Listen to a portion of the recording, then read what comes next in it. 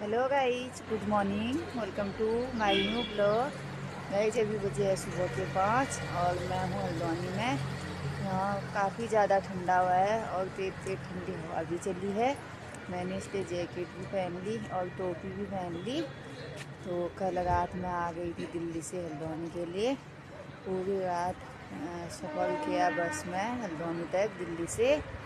तो अभी पहुँच चुकी हूँ मैं सुबह के 5 बजे हल्द्वानी में।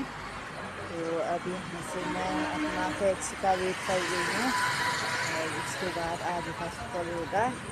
वीडियो में बने रहें, आपको भी दिखाऊंगी। यहाँ फिलहाल तो अभी मैं टैक्सी का ही वेट कर रही हूँ वहाँ पे और मेरी टैक्सी आने वाली है।